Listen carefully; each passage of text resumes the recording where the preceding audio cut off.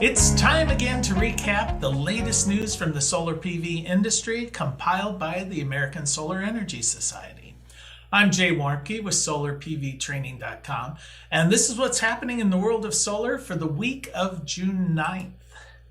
Well, one of the goals of the Inflation Reduction Act was to stimulate the growth of the solar manufacturing industry, and that appears to be working. In the first quarter of this year, over 11 gigawatts of new manufacturing capacity was added here in the U.S., bringing the total of installed manufacturing capacity to 27 gigawatts annually of output. Now, in 2023, the U.S. solar industry installed about 40 gigawatts of new generating capacity. So basically what that means is that the entire U.S. manufacturing capacity for solar will supply about 2/3 of the domestic demand, if it all worked that way, which it doesn't. But as you can see, it's starting to grow.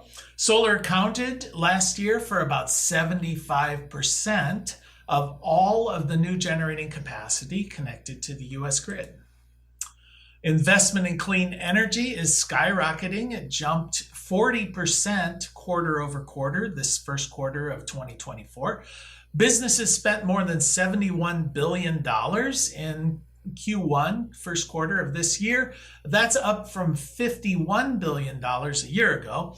Now, while the investment in wind energy actually fell 32%, more money was invested in solar PV than all other forms of energy combined. Now, worldwide investments in all forms of energy are expected to top $3 trillion this year, with about 2/3 of that going towards clean energy. A new study by Lawrence Berkeley National Labs has found that the health benefits of the transition to wind and solar may be much greater than originally projected. The study found that from 2019 to 2022, wind and solar provided $249 billion in climate and air quality health benefits. Now that amounts to about 14.3 cents per kilowatt hour generated through wind and about 10 cents per kilowatt hour for all energy generated through solar. Now, researchers relied on studies published in the science journal Nature as the basis for determining health costs that are associated with carbon emissions. They speculate that in 2022 alone, wind and solar energy prevented 1,200 to 1,600 premature deaths in the U.S. that otherwise would have occurred had the energy been generated through fossil fuels.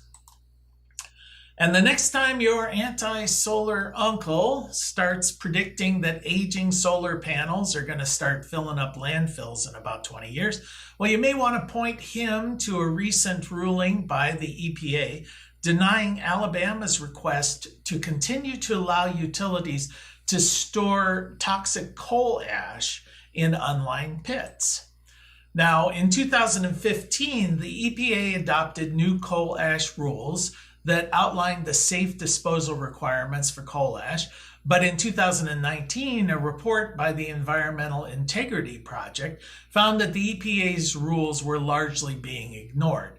91% of the coal power plants were found not to be complying, and they were continuing to store this coal ash, which contains toxic chemicals such as arsenic, lead, mercury, selenium, and cadmium.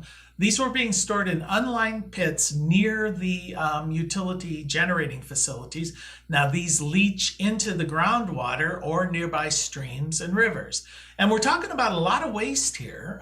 Coal ash remains one of the nation's largest industrial waste products, generating about 110 million tons of waste annually. The Biden administration began to concentrate an effort to enforce these rulings in January of 2022, after the previous administration had spent years attempting to relax or eliminate the requirements altogether.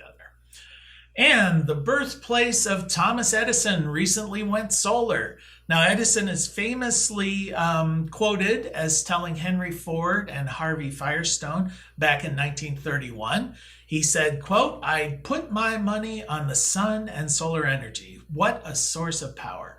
I hope we don't have to wait until oil and coal run out before we tackle that." Well, only 93 years later, donations from solar installers and solar manufacturers have resulted in the birthplace of Thomas Edison, which is located in Milan, Ohio, converting over to solar energy. And that is the news from the solar industry for this week. We'll see you next week.